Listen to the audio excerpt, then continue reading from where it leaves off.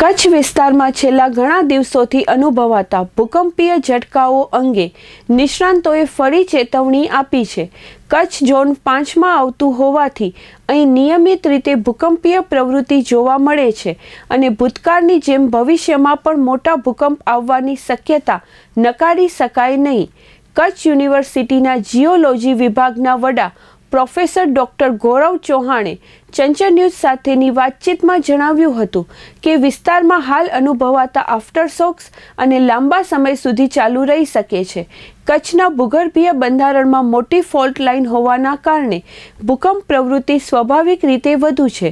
Professor ચૌહાણે યાદ અપાવ્યું કે કચ્છમાં 1890 અને 2001માં 7.5થી વધુ મેગ્નિટ્યુડના વિનાશક ભૂકંપ આવ્યા હતા।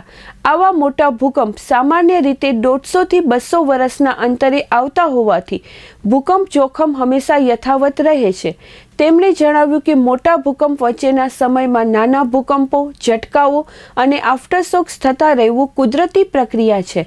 નિષ્ણાંતોએ નાગરિકોને ગભરાશો નહીં પરંતુ સતર્ક રહી સુરક્ષા માર્ગદર્શિકાનું પાલન કરવાનું સૂચન કર્યું છે, કારણ કે કચ્છ વિસ્તાર ભૂગર્ભીય રીતે અત્યંત સંવેદનશીલ ઝોનમાં આવે છે। મારું નામ ગૌરવ ચૌહાણ, હું કચ્છ યુનિવર્સિટીમાં ફેકલ્ટી મેમ્બર છું, જીઓ સાયન્સ ડિપાર્ટમેન્ટમાં। આપણે વાત કરીએ કચ્છ વિસ્તારની કે જે ભૂકંપ માટે હંમેશા સંવેદનશીલ એરિયામાં આવે છે, કારણ કે આ વિસ્તારનો જેને કહેવાય ને જન્મ જ ભૂકંપથી થયો છે કે ભૂકંપ આવવાના કારણે જ આ વિસ્તાર દરિયાનામાંથી ઉપર આવ્યો છે।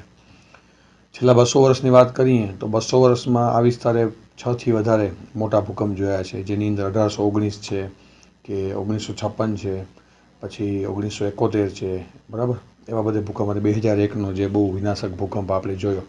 તો આ બધે ભૂકંપ દર્શાવે છે કે કચ્છની અંદર જે ફોલ્ટ લાઇન છે, ભૂકંપ હંમેશા આવે ને તો કોઈ પણ ફોલ્ટના ઉપર જ્યારે ઉર્જા નીકળે અને એનું કંપન વાઇબ્રેશન આપણે મહેસૂસ થાય ને ભૂકંપ કહીએ। કચ્છની અંદર આવા 10થી વધારે ફોલ્ટ છે જે વૈજ્ઞાનિકોના રિસર્ચના આધારે એક્ટિવ છે અને જેને ઘણા બધા ભૂકંપ પ્રોડ્યુસ કર્યા છે। તો જ્યારે કોઈ એક ફોલ્ટ ઉપર ભૂકંપ આવે ને તો આપણે ખ્યાલ પડે કે આ જે ફોલ્ટ છે એની રિકરન્સ સાયકલ છે એ આટલા વર્ષની છે, પણ જ્યારે એકથી વધારે અહીંયા તો 10 ફોલ્ટ એક્ટિવ હોય ત્યારે કોઈ કહી ન શકે કે ભાઈ અહીંયા કને નેક્સ્ટ ભૂકંપ ક્યારે આવશે। પણ આપણે જો હિસ્ટ્રીમાં હમણાં જ છેલ્લા 50 વર્ષનું રિસર્ચ જોઈએ આપણે તો 56માં આવ્યો, પછી 65માં આવ્યો, 71માં આવ્યો, 2001માં આવ્યો, બરાબર, આજે 25 વર્ષ થયા છે ને હમણાં પણ જોયા ઘણા બધા ભૂકંપ આવ્યા। તો આ આપણે એલર્ટ કરે છે કે આપણે બહુ રિસ્ક ઝોનમાં છીએ અને આ એરિયામાં ગમે ત્યારે મોટો ભૂકંપ આવી શકે છે અને જ્યારે પણ આ એરિયામાં ભૂકંપ આવશે, 10માંથી કોઈ પણ એક ફોલ્ટમાં ભૂકંપ આવશે ત્યારે આખું કચ્છ નહીં પણ વેસ્ટર્ન ઇન્ડિયાને પણ ઇફેક્ટ કરશે, બરાબર, જેની અસર વેસ્ટર્ન ઇન્ડિયા સુધી હશે। એના માટે આપણે ભૂકંપ સાથે જીવતા શીખવું જરૂરી છે। આપણા વિસ્તારની અંદર ભૂકંપ પ્રૂફ કામકાજ થાય કન્સ્ટ્રક્શનના એ જરૂરી છે। લોકોને ભૂકંપ સાથે રહેવાની ટ્રેનિંગ આપવાની, આપણા શિક્ષણ શાસ્ત્રમાં ભૂકંપ જેવા જેટલા પણ ડિઝાસ્ટર્સ છે એનો સમાવેશ કરવો અને વર્ષે એટલીસ્ટ 2 વાર ભૂકંપની મોક ડ્રીલ થાય ગામો ગામ અને લોકોને ફર્સ્ટ એડની ટ્રેનિંગ મળે એ બહુ જરૂરી છે। એટલા માટે હું દરખાસ્ત કરીશ કે લોકો હંમેશા એલર્ટ રહે અને ભૂકંપ માટે આપણે હંમેશા એલર્ટ રહેવું પડશે।